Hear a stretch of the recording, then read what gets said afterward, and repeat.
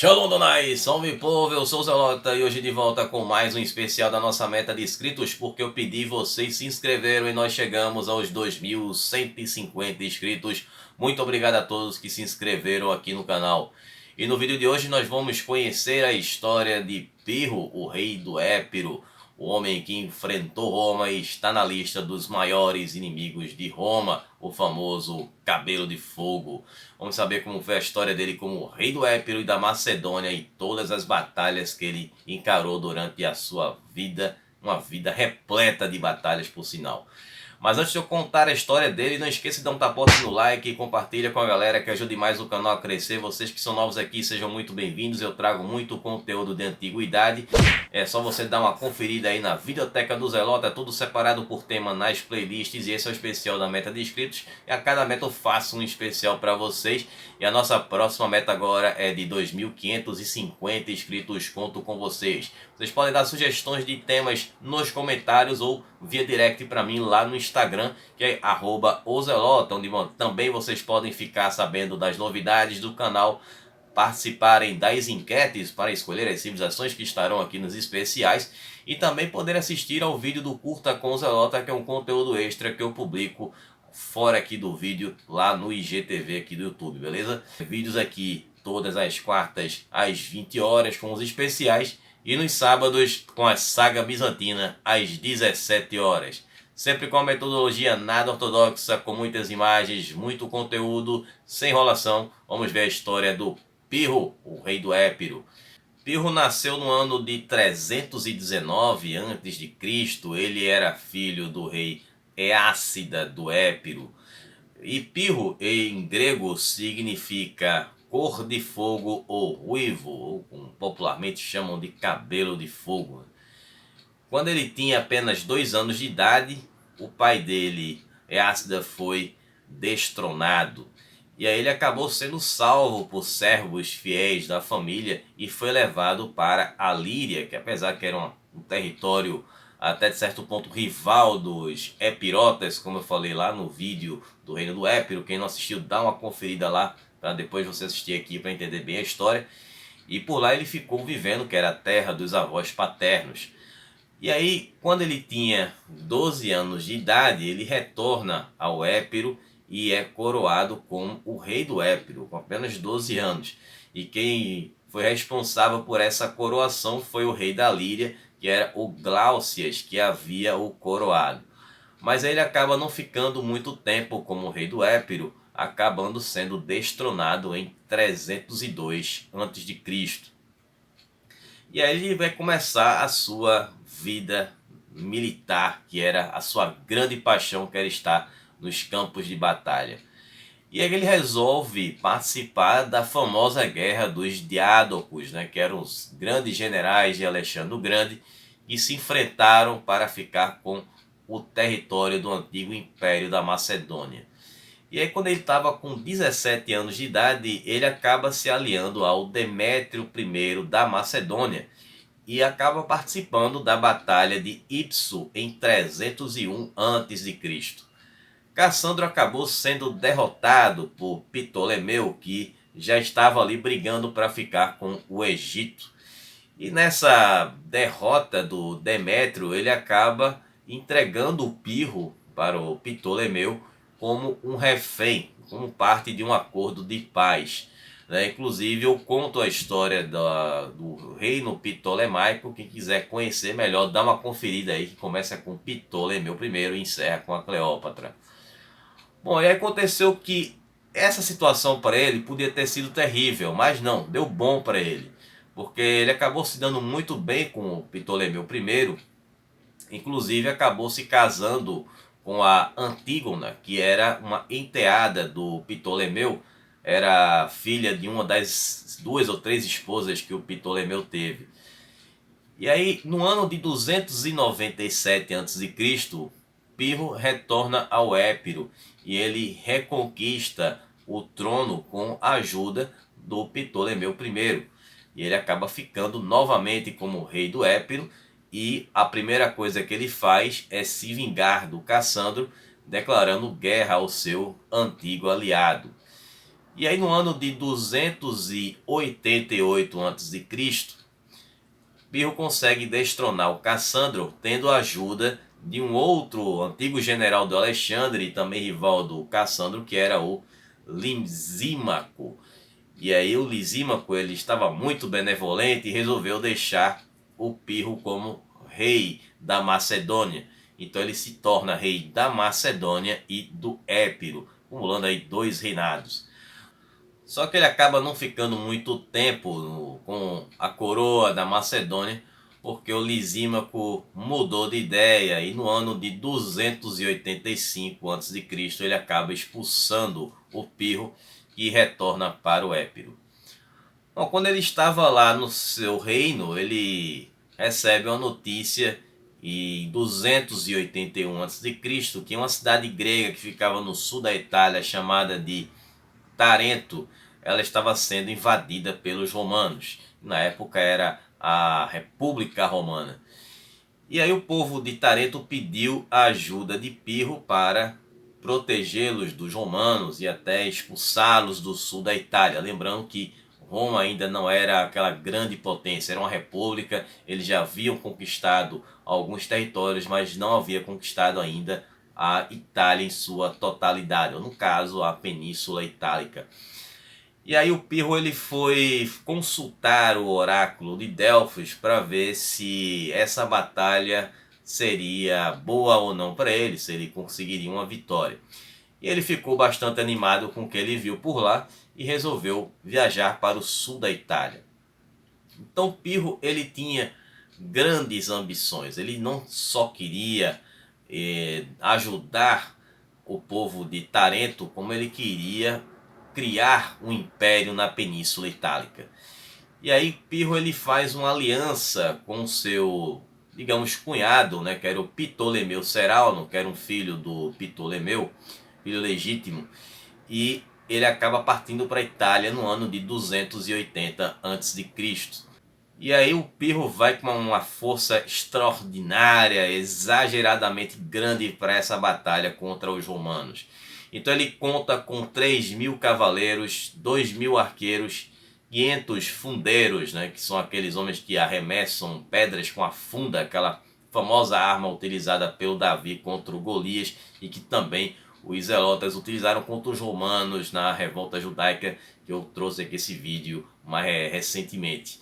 E também mais 20.000 homens na infantaria, além de 19 elefantes de guerra. Já dá para imaginar que alguém se inspirou nele. E aí acontece que Pirro ele não tinha só o objetivo de salvar a cidade de Tarento, como também ele queria subjugar os romanos. Imagine só, né? O povo que subjugou tantos outros povos ser subjugado.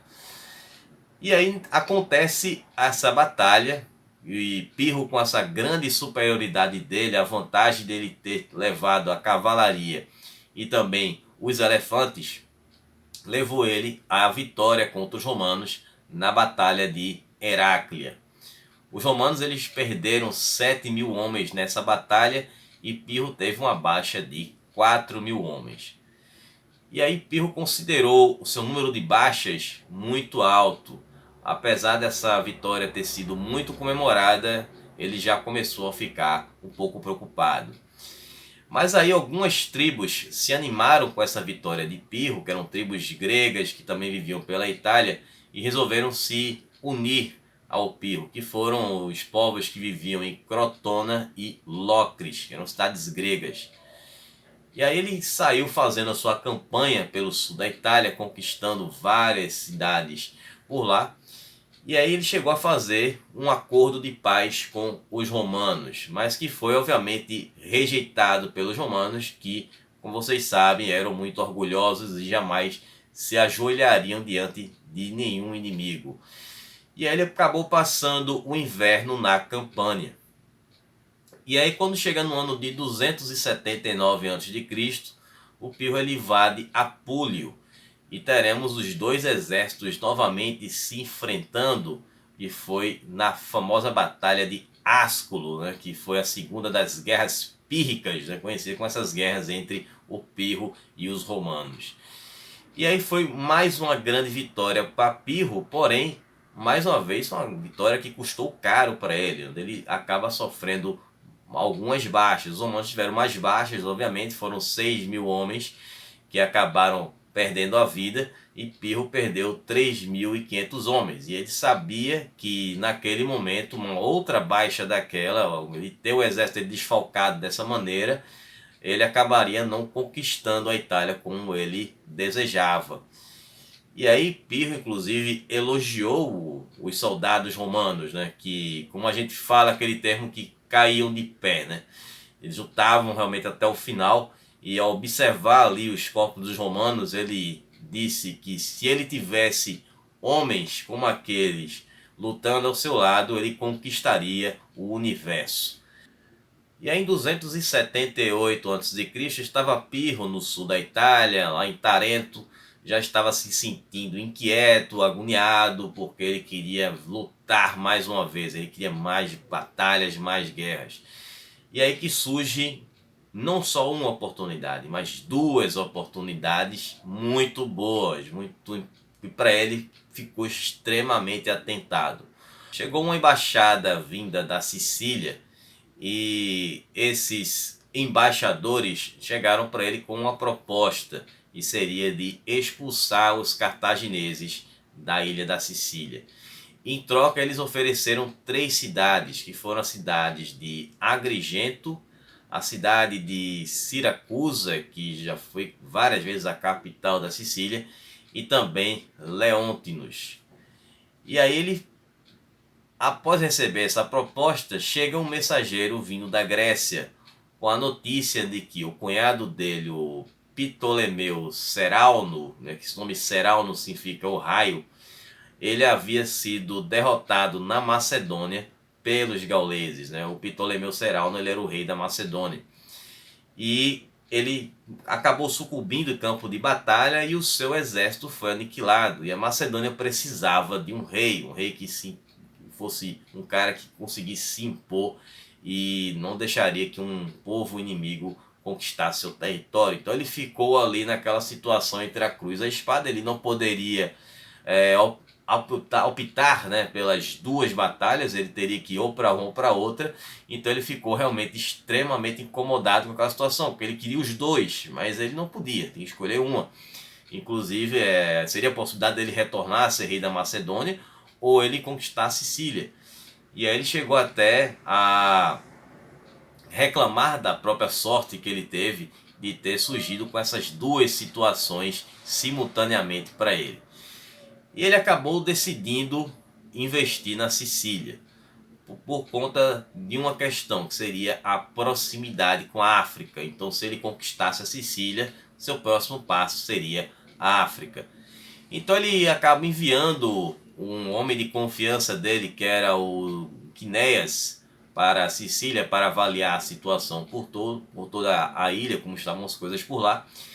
E ele resolve deixar Tarento com uma guarnição que iria ficar cuidando ali caso os romanos voltassem a atacar a cidade, e manter a cidade protegida.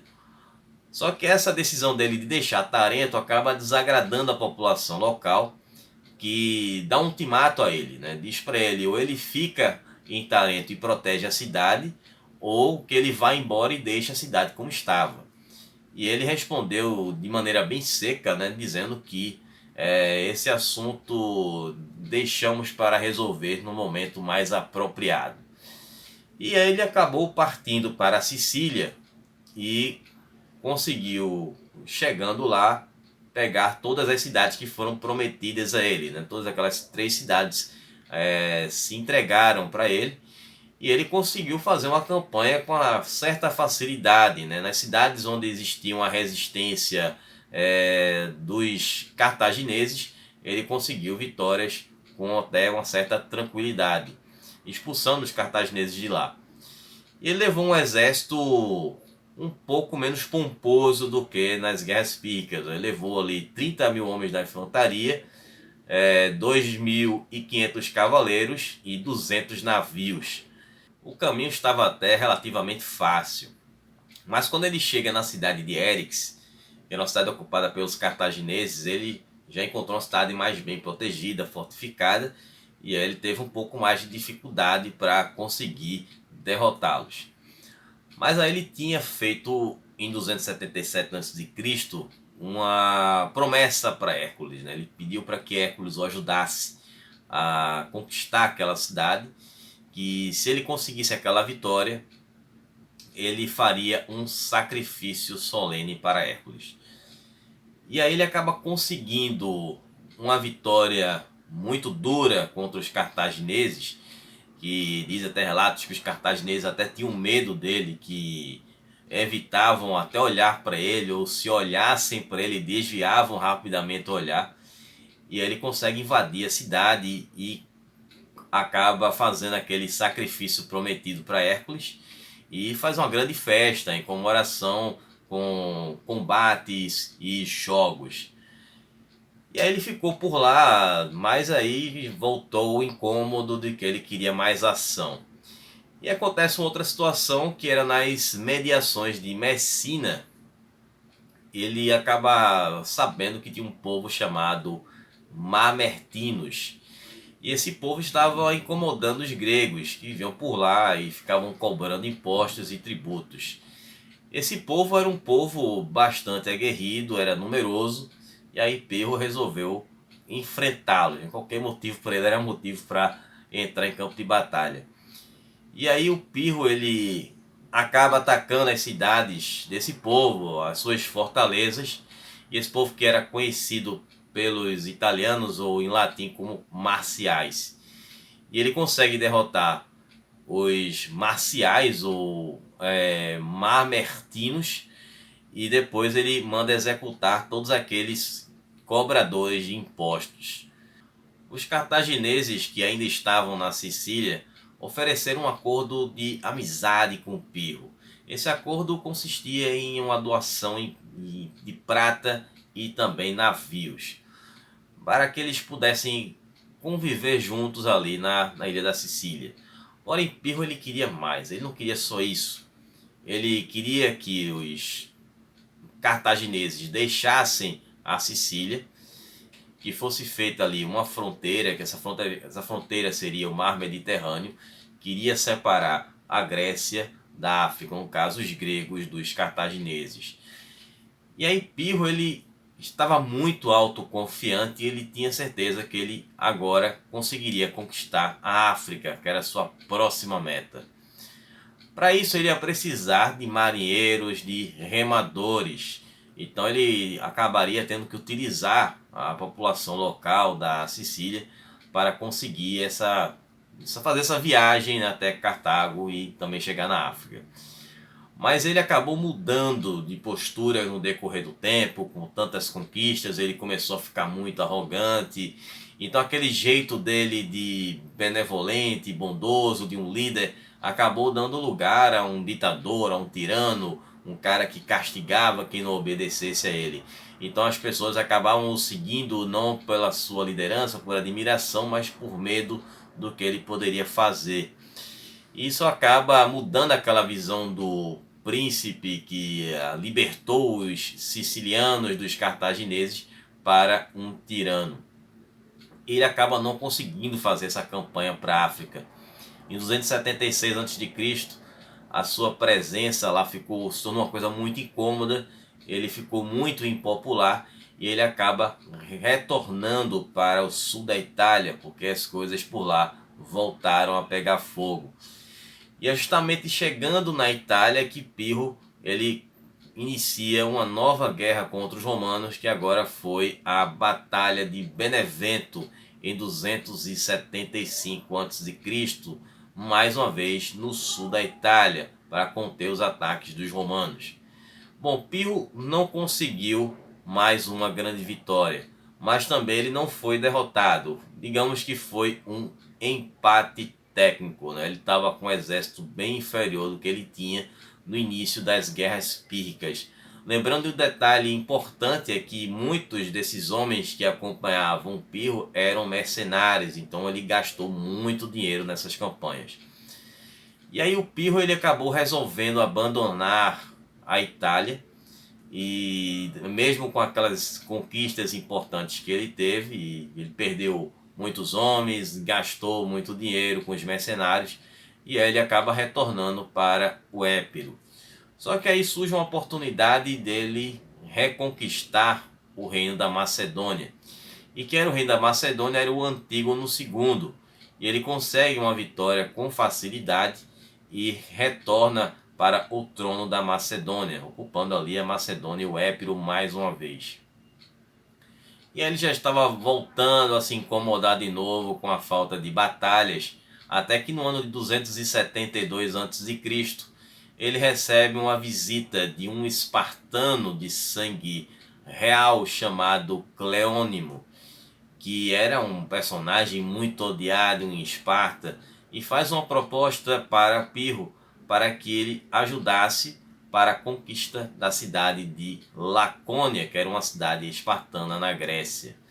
E aí o Pirro concordou em fazer essa campanha, contanto que ele tivesse o controle do Peloponeso.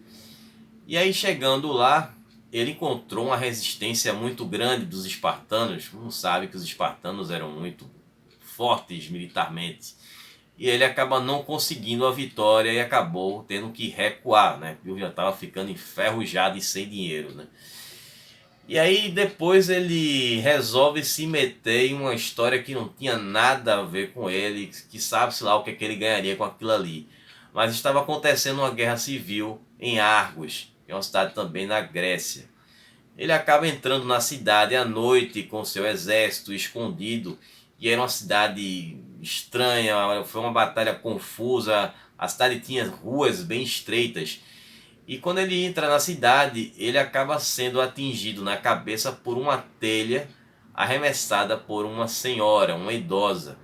E aí ele acaba ficando atordoado e cai do cavalo.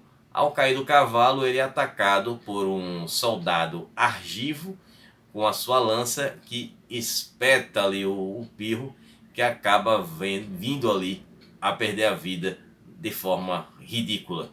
Dizem que ele foi envenenado por um funcionário dele, um servo dele, que é uma outra versão que tem por aí. Mas a mais difundida é essa versão aí do soldado argivo. Bom, o Pirro ele era primo do Alexandre o Grande e era considerado por Aníbal, o grande general cartaginês, como o segundo maior general da história, vindo logo depois do próprio Alexandre o Grande. E o filho do Pirro, que era o Alexandre II, acaba assumindo o trono no lugar dele como rei do Épiro e da Macedônia. Pirro acabou entrando na história por ser benevolente e um grande estrategista e também um grande gastador, né? Gastou muito com as suas campanhas militares.